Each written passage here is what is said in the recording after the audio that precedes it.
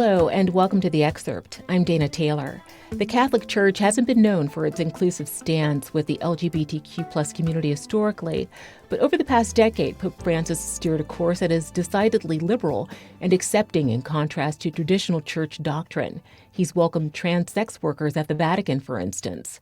Is this progressive repositioning a signal of a broader policy shift for the Roman Catholic Church?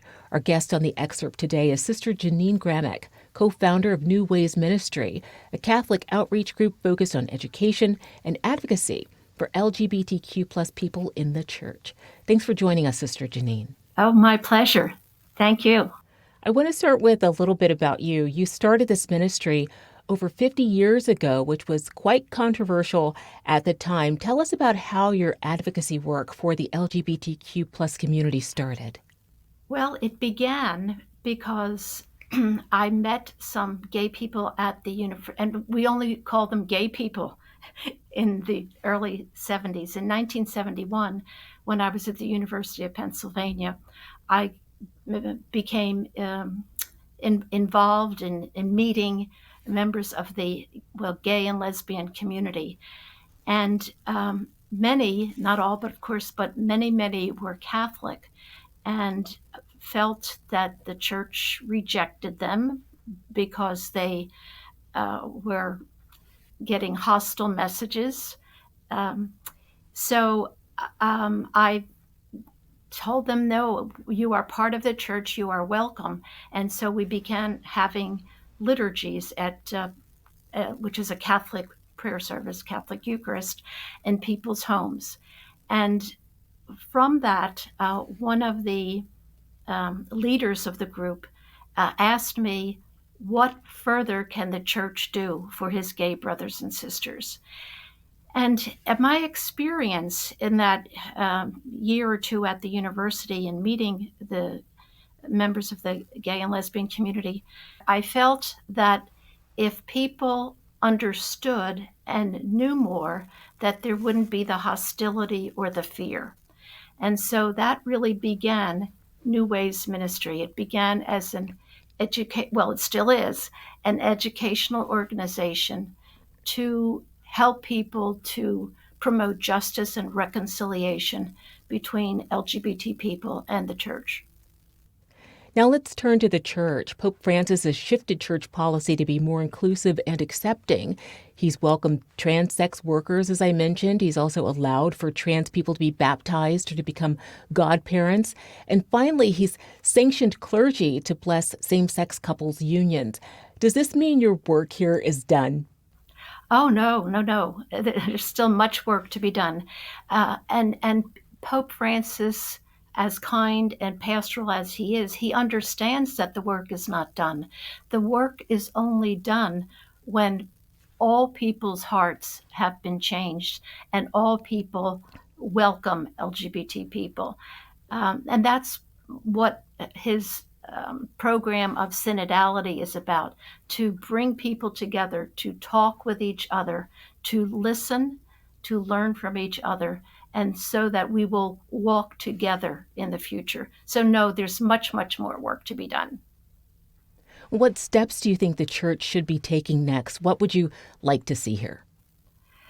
Well, I would like to see a continuation of the synod. We've had several synods, but the last synod in Rome with synod delegates, the synod was open to more than bishops. Technically, in the Catholic Church, a synod is a meeting of the bishops of the world with the Pope. But Pope Francis has enlarged that, saying that there need to be other voices heard besides the voices of the bishops. So lay people, including women, and LGBT people also were invited. So I would like to see a continuation of the synod process, not only in Rome, which will continue this October, but also in every diocese and in every parish, actually. If a parish would institute synod, a synod is just a conversation, listening to someone and then telling your story, giving your experience and listening to them. and it's bringing together people with diverse viewpoints. The Pope has recently faced controversy. Italian media reported of his use of a homophobic slur when asked about allowing gay men to seminary. What do you say to LGBTQ plus Catholics regarding this moment?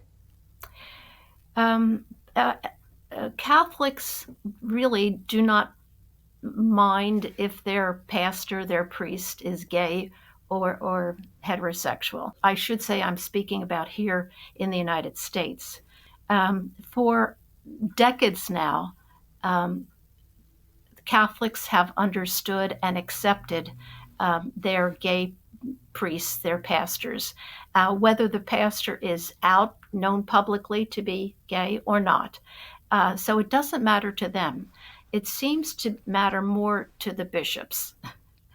It's the bishops who are concerned about a gay priest being known publicly as gay. So I don't, um, well, I guess I don't understand their attitude, so there needs to be more discussion. Um, but there's really general acceptance of gay clergy among the body of the church. You received a handwritten letter from the Pope last year and then later visited him. What did he share with you? The first letter that was public was he congratulated me on my 50 years in this ministry. Um, so that made me feel very good, of course. And then I have been in correspondence with him. And like it was last year that I went to Rome during the synod in October to meet with him. And I took my colleagues at New Ways Ministry along with me. What he shared in that meeting, he shared that we must have hope. We must always have hope. And he shared about the importance of prayer.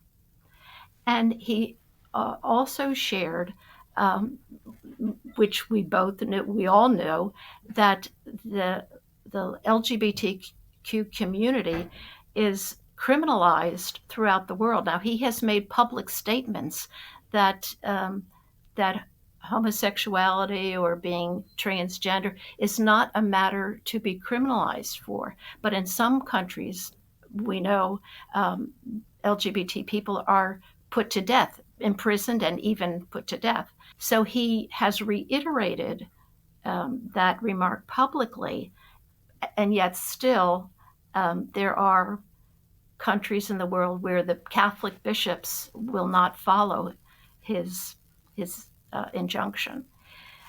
So that was one thing we talked about. There are those Catholics who passionately disagree with you when it comes to homosexuality, gender identity, and the spectrum of sexual orientation. How do you approach them, and has that changed over the years? Well, I've met many of them when I have traveled across the country giving talks and workshops, and they, come up and we dialogue. And my approach is that you can't argue with someone that really is not helpful. And so I calmly listen to them, and if they ask me a question, I will, calmly reply. But I try to uh, stress with them that we are all part of the body of Christ, that we may disagree and maybe disagree very vehemently, but I think in the end, things will work out. But meanwhile, when we're not at the end, when we have this disagreement, um, we are together in the faith. So that's how I begin a discussion. Where are you seeing the most resistance to change, and what are the biggest hurdles you face in your ministry? Well, I certainly believe the biggest hurdle is someone who has different views And it's the hurdle is because I think they have not known LGBT people. They may have met them, but not known that they were LGBT. Um, and so the hurdle is to enable people to listen to people's stories. To me, that's how we're going to um, evolve, to love one another, to listen to each other, to listen to our stories. And finally, Sister Janine, we're airing this interview during June, which is Pride Month here in the U.S., to all the LGBTQ plus people listening to this interview who want to be a part of the church. What is your message? Oh, my message is you are certainly part of the church. Pope Francis couldn't be have said it better. He said, "Everyone, come into the in. This is your church." So I bring those words from Pope Francis, and that's certainly my message that I've been trying to convey for decades. Um, but I also say that uh, we each need to find a place that is a spiritual home for that. And if you can't find a spiritual home in the Catholic community, I hope that there is some place that that is spiritually home to you. We all need a spiritual home. But of course, I would like it to be the Catholic Church. Thank you so much for being on the excerpt, Oh, Sister Janine. thank you. It's been my pleasure. Thanks for watching. I'm Dana Taylor. I'll see you next time.